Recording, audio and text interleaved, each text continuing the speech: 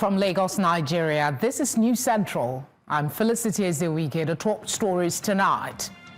Federal government places 7-year ban on establishment of new tertiary institutions as it approves 9 additional visitors. Senate committee to probe airline passenger clashes as court discharges Comfort Emerson, remanded over Ibom Air incident. President Volodymyr Zelensky says Kyiv must be included in peace talks as Trump meets European leaders over Ukraine war.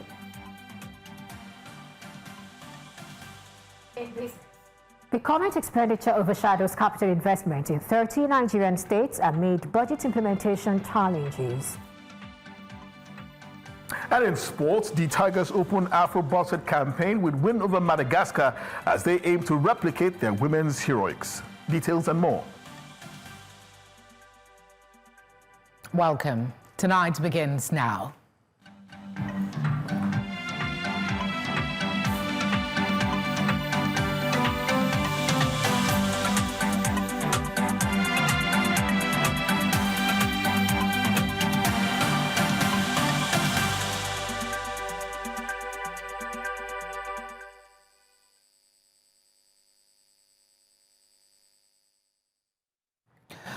We begin tonight in the education sector, where the Federal Executive Council has approved a 7-year ban on the establishment of new federal tertiary educational institutions, while also approving 9 new private universities across the country.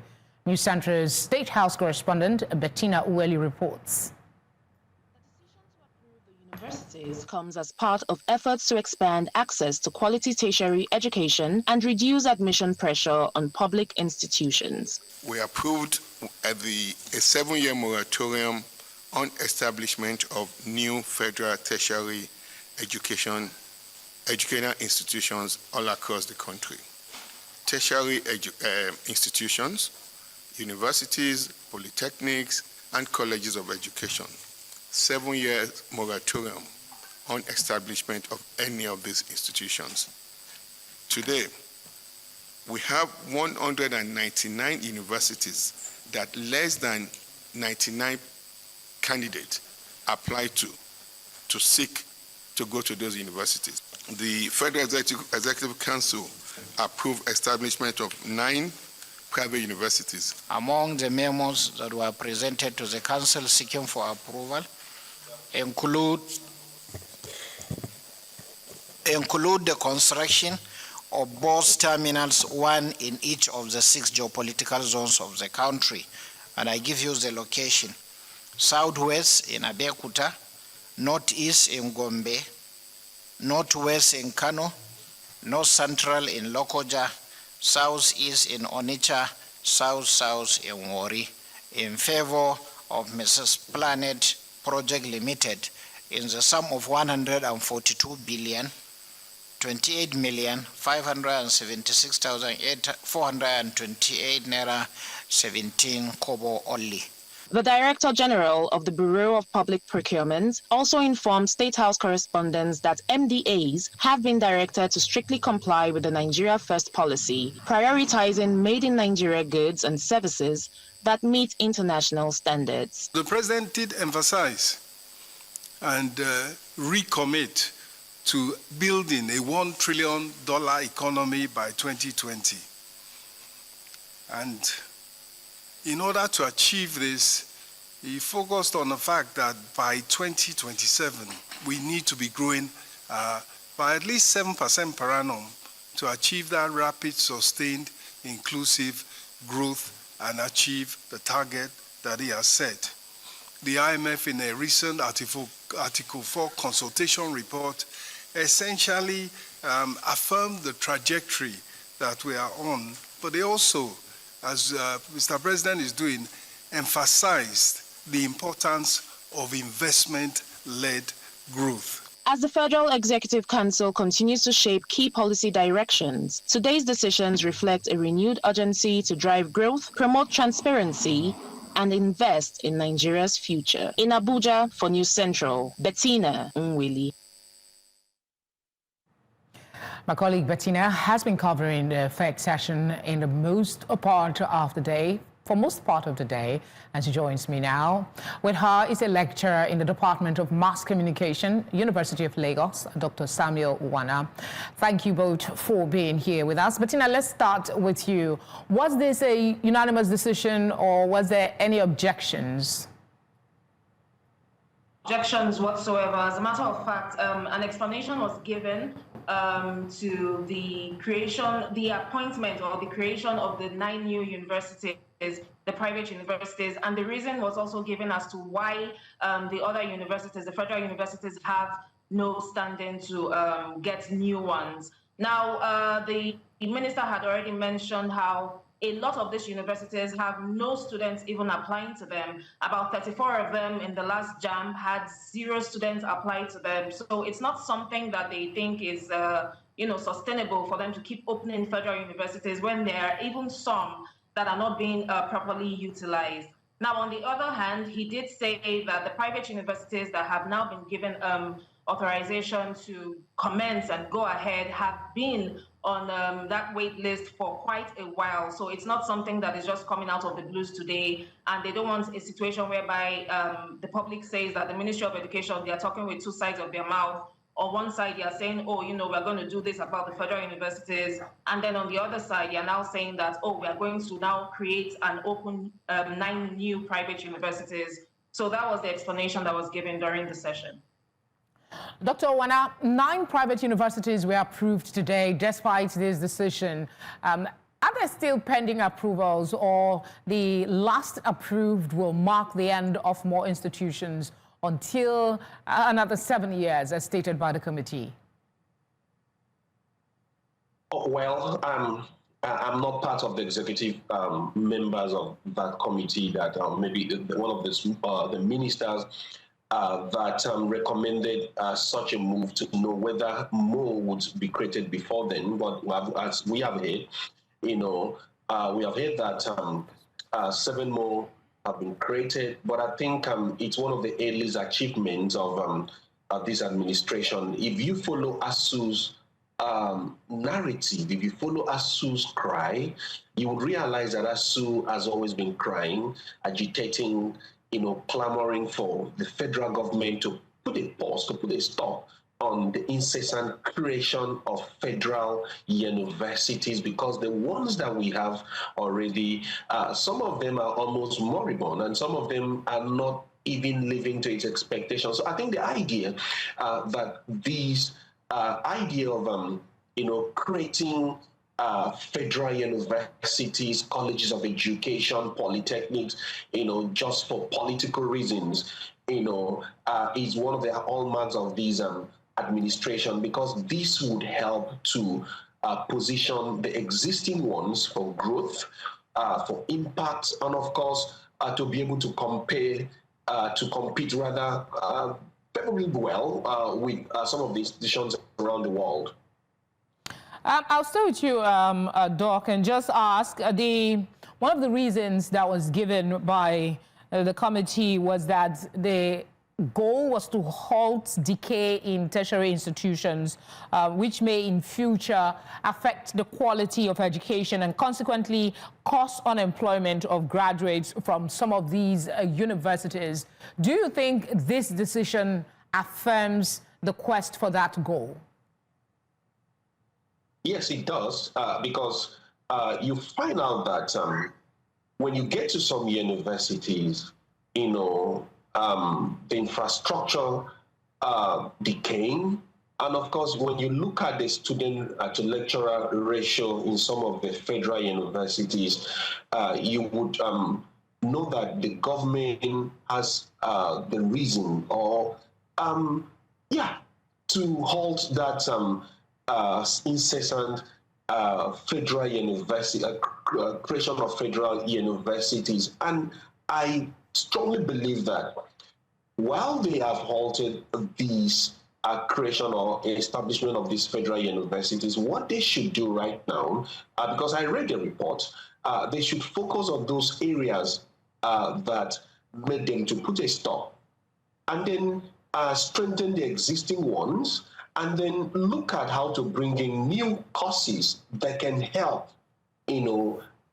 for these students, when they graduate, they can be able to compete with others around the world. And they should pay attention to STEM, that's science, technology, engineering, and maths and technology, and all of that. And then they should also establish, some of the polytechnics. When I mean establish, I'm talking about establish these programs firmly together with PPP, that's public-private partnership, so that at the end of the day, these courses should be able to impact the lives of students.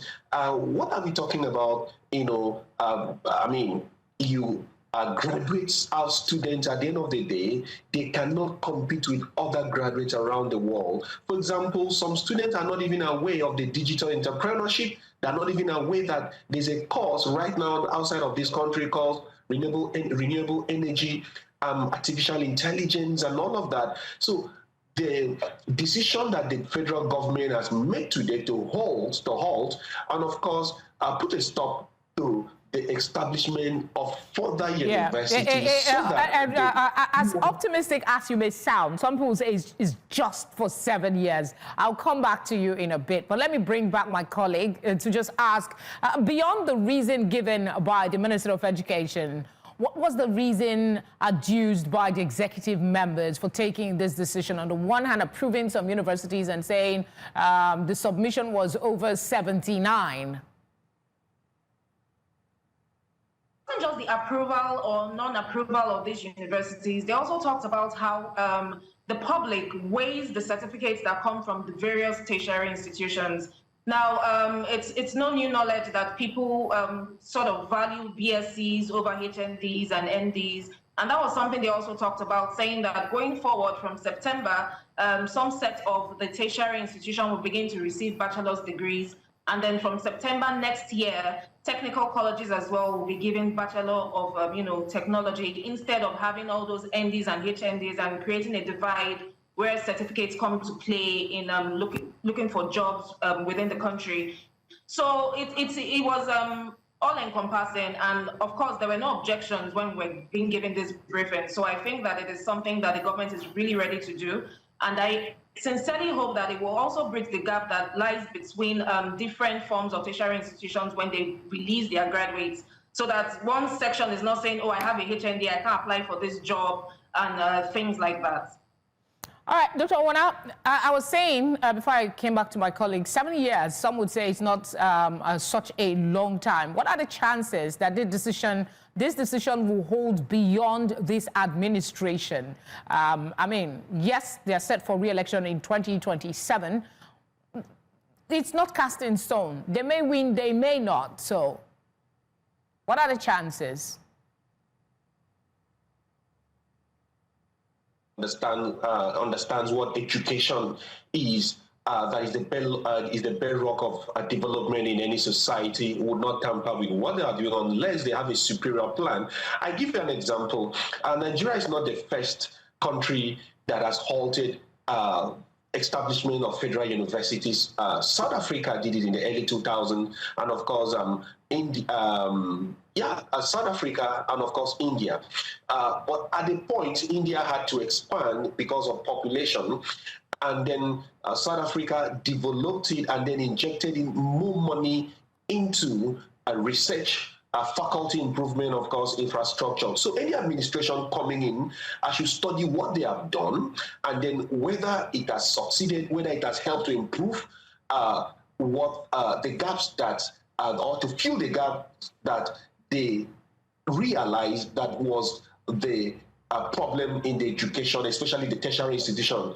And of course, if these gaps are blocked, especially using PP, I'm talking about public-private partnerships, improving research, investing in the training of lecturers, research ventures and all of that, you will find out that within this short time, because it's 7 years, 2027, they're vying for a re-election, there is no sensible government that would want to come and tamper with what has not been broken. They found out that something has been broken, there's something wrong. If you're in the education sector, if you are in the business of education in this country, you will know that the quality of graduates that we are producing out every day, they cannot compete, favorably well with their counterparts outside of this country. I give you a typical example. When you get out of this country and you want to go and apply for a postgraduate course, maybe in Canada, they will also ask you to come and do a test of English, test and all of that, which is not supposed to be. In those days, Nigeria used to hold sway in terms of education. Well, so I think Dr. Wana, there is no sensible government who will want to do that. Yeah. Yeah, this is one step in multiple steps to fix our education system. But we hope that they take the right decisions to help us out. Thank you very much for speaking with us. Thank you for having me. Bettina, thank you also for covering the story. Thank you so much, Felicity. Tonight returns after this break.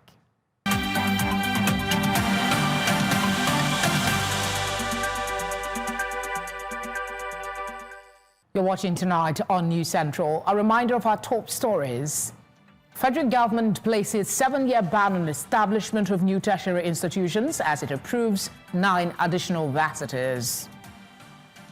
Senate committee to probe airline passenger clashes as court discharges Comfort Emerson remanded over Ibom Air incident. President Volodymyr Zelensky says Kyiv must be involved in peace talks as Trump meets European leaders over Ukraine war. An Ikeja magistrate court sitting in Ogba, Lagos, has discharged Comfort Emerson, the passenger accused of assault and disorderly conduct aboard an Ibom Air flight. Magistrate Olarewaju Salami struck out the 5-count charge on Wednesday after the police formally withdrew the case. Emerson had initially pleaded not guilty to charges including assaulting a flight crew member and disrupting public peace on board. But during the hearing, a police prosecutor told the court that both the complainant and the airline were no longer interested in pursuing the case. Meanwhile, the Nigerian Senate is set to commence an investigation into the airline passenger altercations in the country.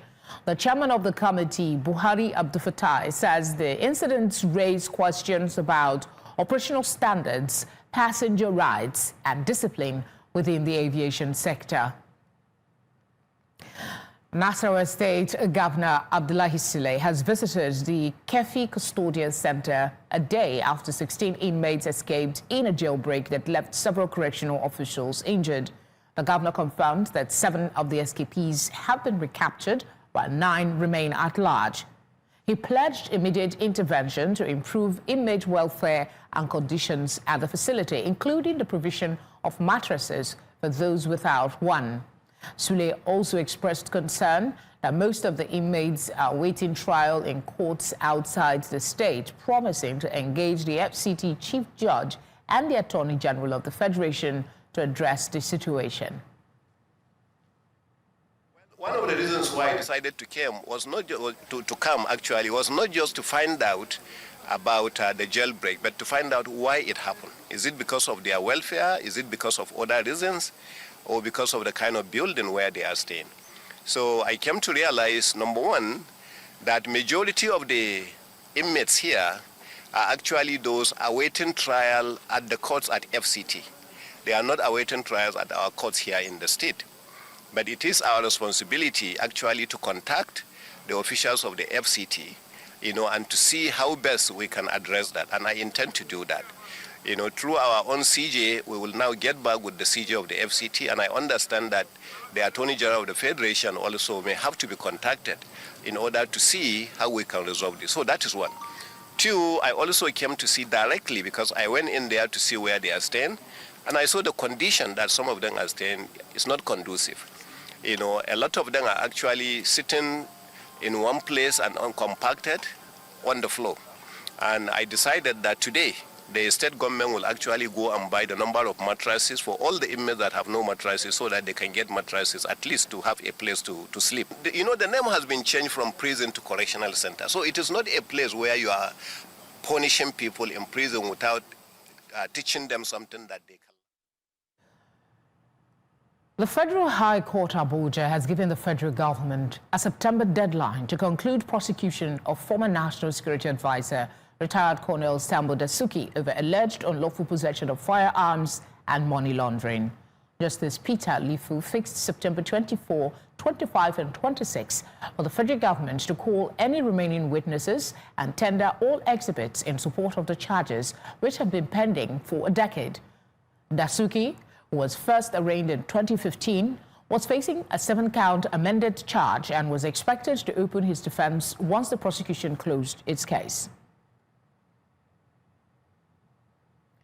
This case has dragged. Let's get a legal perspective. We have legal practitioner Tunji Abdulhamid joining us for this conversation.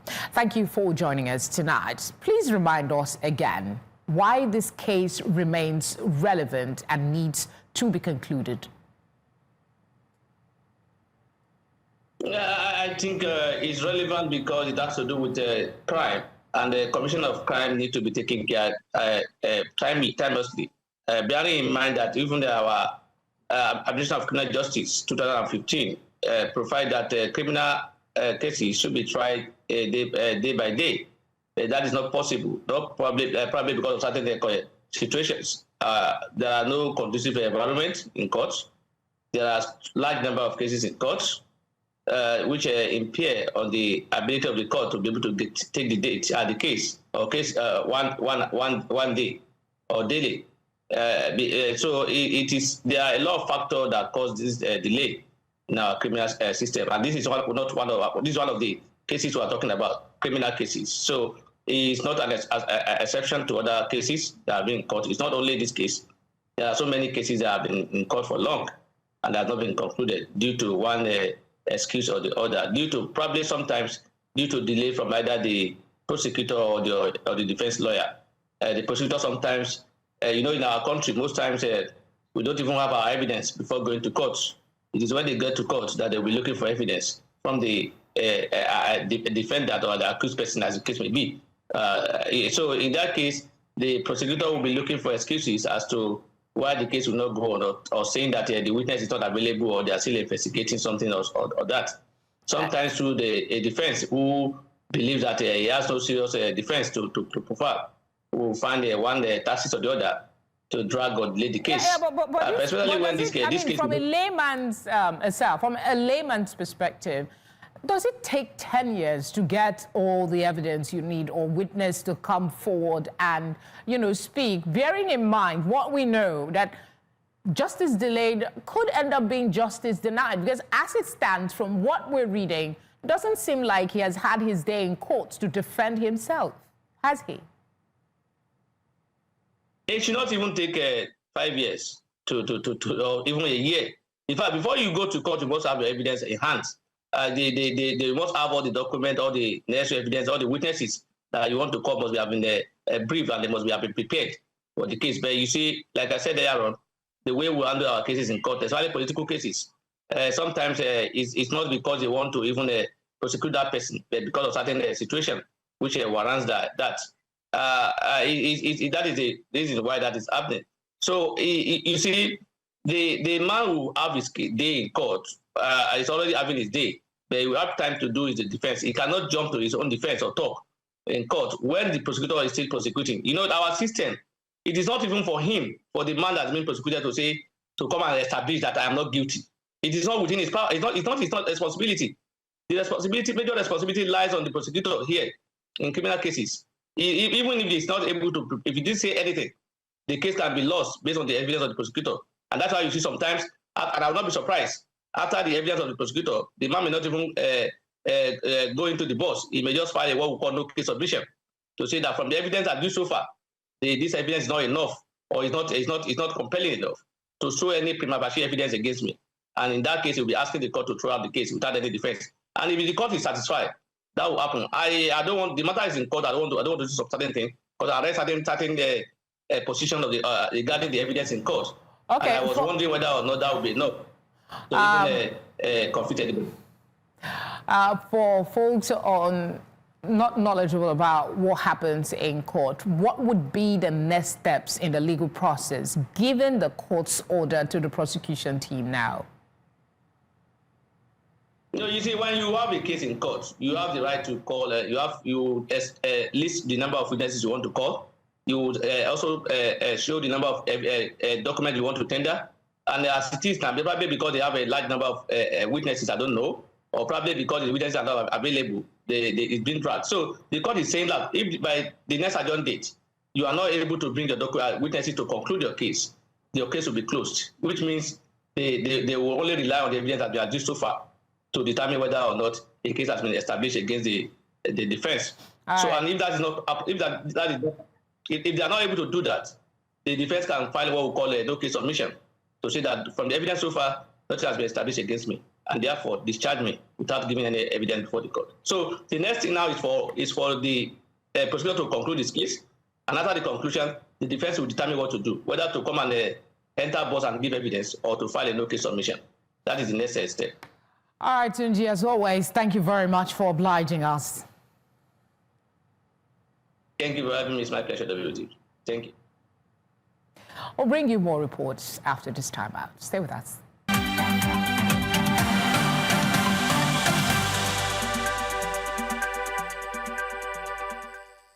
Thank you for staying with us. The Enterprise Development Center of Pan-African University, in collaboration with payment solutions company eTransact, has launched a report assessing how ready Nigerian SMEs are to embrace artificial intelligence. News Center's correspondent Israel Iferubo reports. The Enterprise Development Center and eTransact on Wednesday unveiled the Artificial Intelligence Readiness of Nigerian SMEs report. It's a first-of-its-kind study mapping out the opportunities and challenges for AI adoption in the sector. The report examines awareness levels, use cases, and the roadblocks preventing the wider uptake of the technology. Showcasing the report on the artificial intelligence readiness for small and medium enterprises.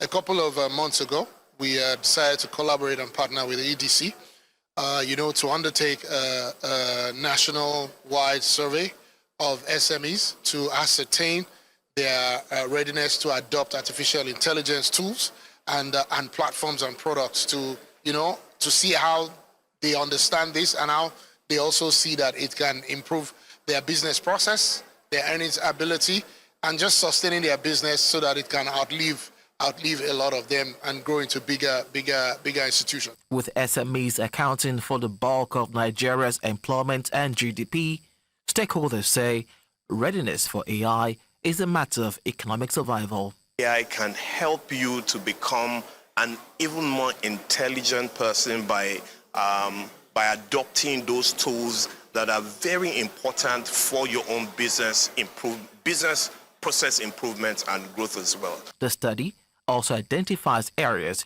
where technical training, policy intervention, and awareness could make AI adoption more achievable. Enterprise Development Center, Pan-Atlantic University, and eTransact, as an offshoot of this report, is now going to be organizing quarterly training for these SMEs on how they can be able to improve their awareness level and also use available and even affordable AI tools and applications to grow their business. As a next step, the organizers plan to roll out capacity building programs, quarterly sensitization workshop, and a detailed white paper, all aimed at preparing Nigerian SMEs to harness the full potential of artificial intelligence. I'm excited. I'm very positive. I believe that the AI adoption of SMEs will contribute significantly to the trillion-dollar economy Nigeria is heading towards. If implemented, experts say these measures could help small businesses innovate, cut costs, and compete globally, thereby ensuring Nigeria doesn't miss out on the AI revolution. In Lagos, for News Central, Israel Ifirobo. Thanks, Israel.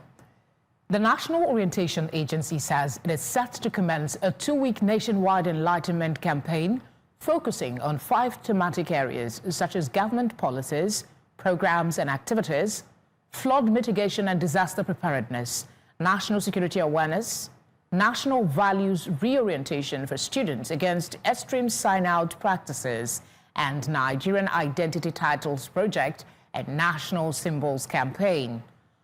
According to the Director General of the agency, Lanre Issa Onilu, the campaign will hold in all the 774 local government areas of the country and the Federal Capital Territory. Issa Onilu says that the exercise is not just another campaign, but one with the intent of reawakening the minds of the people, designed to address some of the most pressing issues in the communities, with a focus on reviving the respect for our national symbols like the flag, the coat of arms, the naira, among others. Our democracy thrives only when citizens are informed and actively engaged. Our communities are safer when citizens are alert and are cooperative. Our youth flourish when guided by the right values. We will bring accurate, accessible information on key government initiatives, from the student loan to credit corp to the tax reform to all actions that have been taken to strengthen our economy. Right from January, we have begun to educate Nigerians on likely behavior of the nature, from the rain pattern from city to city. We need to engage with the community to also understand their responsibilities and the roles they need to continue to play in ensuring they provide intelligence, because intelligence-led security activities is the most and the surest, way of ensuring that we overcome the security challenge.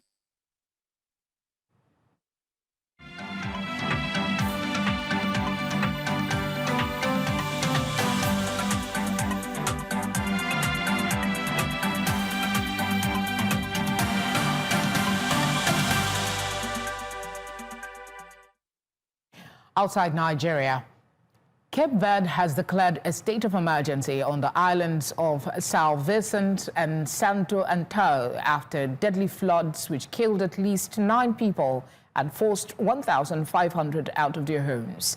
The state of emergency activates crisis funds and urgent infrastructure repairs in the Atlantic Ocean islands off the west coast of Africa.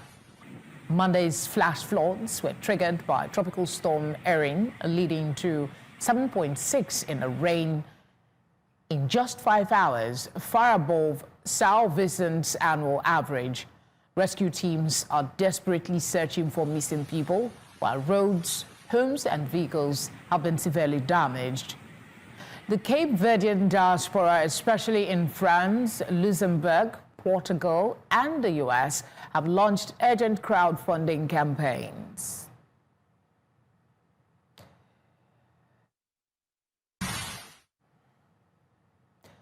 The Ukrainian President Volodymyr Zelensky says his country must be included in peace talks regarding the Russia-Ukraine war. This follows a video conference between US President Donald Trump and the leaders of Germany, Finland, France, the United Kingdom, Italy, Poland, and the European Union. The European leaders threw their weight behind US President Donald Trump's proposed meeting with his Russian counterpart, Vladimir Putin, aimed at de-escalating the Ukraine war. Speaking alongside President Zelensky of Ukraine, Merz said after the video conference that important decisions could be made, but stressed that fundamental European and Ukrainian security interests must be protected.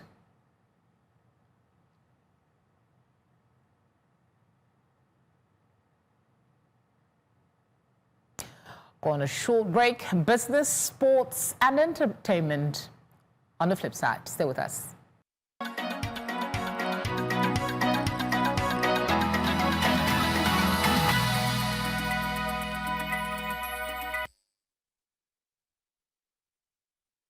And over to Perpetua now for today's business news. Well, thank you so much. We'll take a break now. When we come back, we'll have the business news. Stay with us.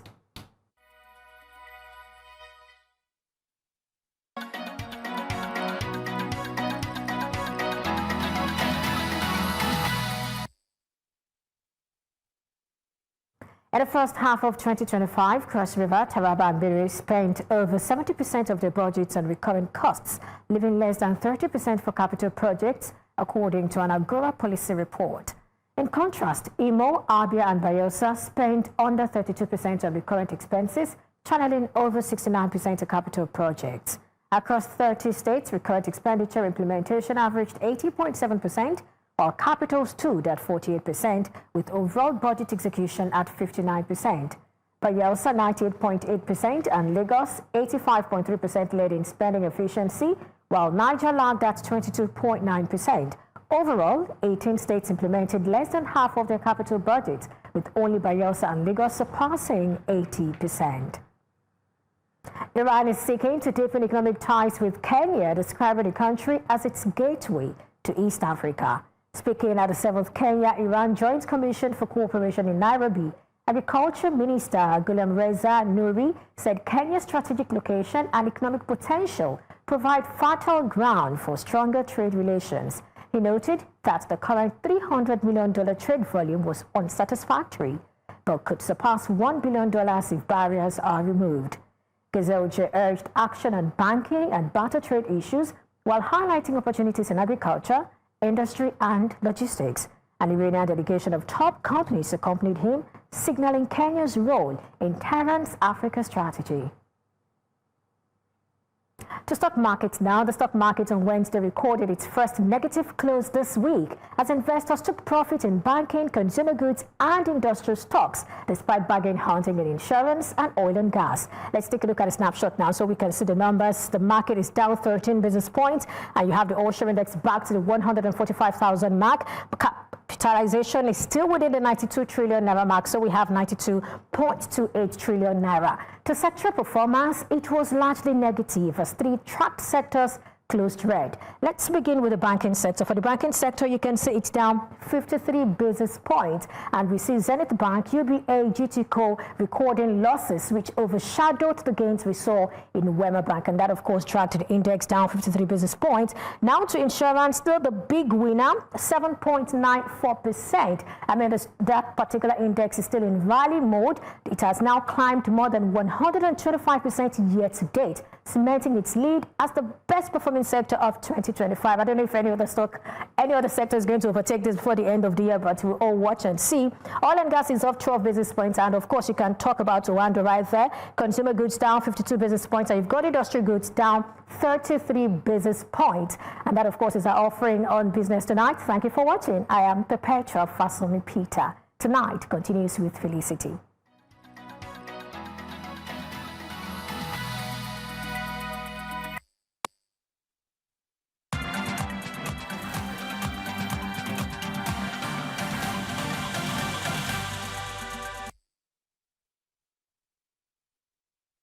Tonight's sports update is with Tunde. Hi, Tunde. Hi, Felicity. Well, Nigeria's men's national basketball team, the Tigers, began their 2025 AfroBasket campaign with a 77-59 victory over Madagascar at the Hellmark Arena in Luanda, Angola. The game started evenly, with Nigeria struggling to establish control in the first two quarters, but experienced trio of Caleb Agada, Stan Okoye and Aikwamu led a strong second-half push to seal the win. Agada was actually the top scorer of the entire game with 22 points. Nigeria's efficiency also proved decisive, converting 48.5% of field goals and 61.9% of two-point shooting as well. And the result gives the Tigers a solid platform to build on as they aim for a deep run in the tournament and possibly win only their second continental title. Nigeria will face defending champions Tunisia in their second match on Friday. Now, 36 years after his tragic passing, former Nigeria international midfielder Samuel Okwaraji is set to be immortalized with an annual football tournament for secondary schools in Nigeria. The Samuel Okwaraji Memorial Under-16 Football Championship will be organized by the Samuel Okwaraji Foundation and has received the endorsement of the Nigeria Football Federation. Okwaraji died during a FIFA World Cup qualifier against Angola at the National Stadium in Surulere, Lagos on the 12th of August in 1989. The maiden edition will kick off on the 8th of November 2025 and is designed to uncover hidden football prospects across the country. Former Director General of the National Sports Commission, Dr. Amos Adamu, will serve as Grand Patron alongside ex-internationals Samson Siasia and Augustine Eguavon. Was actually playing with him when fell down. And I was the first person that went to meet him when he was down. You know, it was very painful for a young man like that to die at that age. And when we got back to the hotel, we heard about his death. That was, you know, devastating. Nobody ate, everyone was crying and all. But these incidents sometimes do occur again in the field of play. We've never taken care of those kind of problems. Meanwhile, the Deputy President of the Nigerian Senate, Barau Jibrin, has rewarded players of newly promoted Nigeria Premier League football side, Barau FC, with 35 brand new motorcycles and a total of 17.5 million naira. Each player received a motorcycle and 500,000 naira during a reception in Kano, celebrating the club's historic promotion to the MPFL. Founded by Barau, the team secured top flight status last month after a decisive 2-0 victory over Doma United in their final playoff match. The event also featured the unveiling of new head coach Ladan Boso. Ahead of their MPFL debut season, Barau FC has signed 25 new players, including some from outside Nigeria, and will face El Kanemi Warriors in a pre-season friendly before the first match of the new season against Eyimba at the Sani Abacha Stadium in Kano. And finally, the Confederation of African Football has imposed a $50,000 penalty on Kenya following security breaches at Nairobi's Kasarani Stadium. Ticketless crowds have repeatedly stormed the venue during Kenyan national team matches, and videos showing chaotic scenes of fans streaming into the stadium have sparked widespread condemnation online. And this marks Kenya's second fine this week after they were hit with a $17,500 fine on Monday and limited crowd sizes for Sunday's match against Zambia. Sports Minister Salim Muriwa has promised enhanced security measures, including increased police checkpoints around stadiums and the establishment of 6 fan zones across Nairobi for supporters unable to access venues. CAF has warned the Kenyan authorities that they must comply with international safety standards or risk having matches relocated to alternative venues.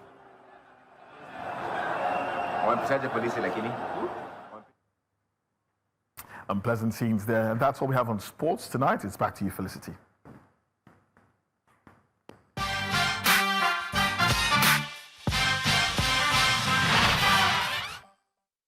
Edowa has the entertainment news.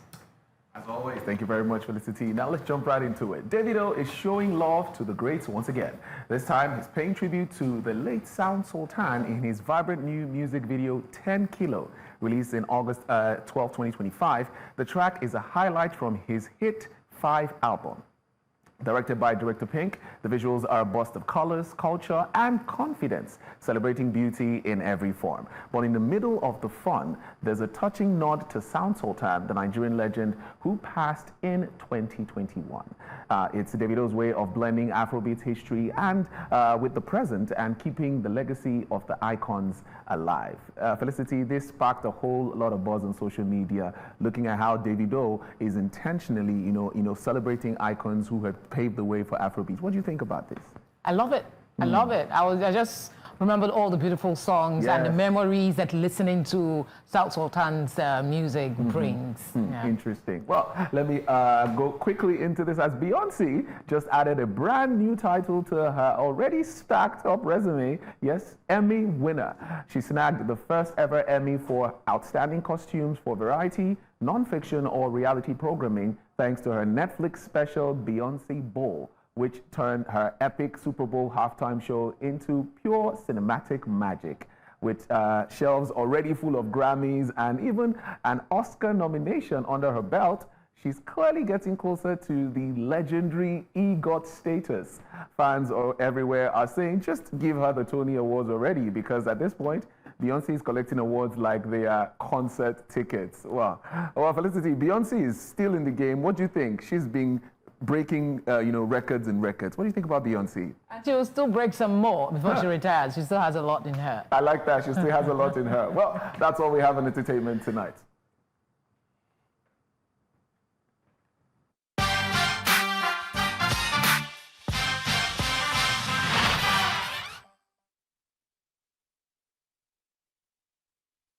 And it's a wrap on the news tonight. But before we go, a quick reminder of our top stories. Federal government places 7-year ban on establishment of new tertiary institutions as it approves 9 additional universities. Senate committee to probe airline passenger clashes as court discharges Comfort Emerson remanded over Ibom Air incident.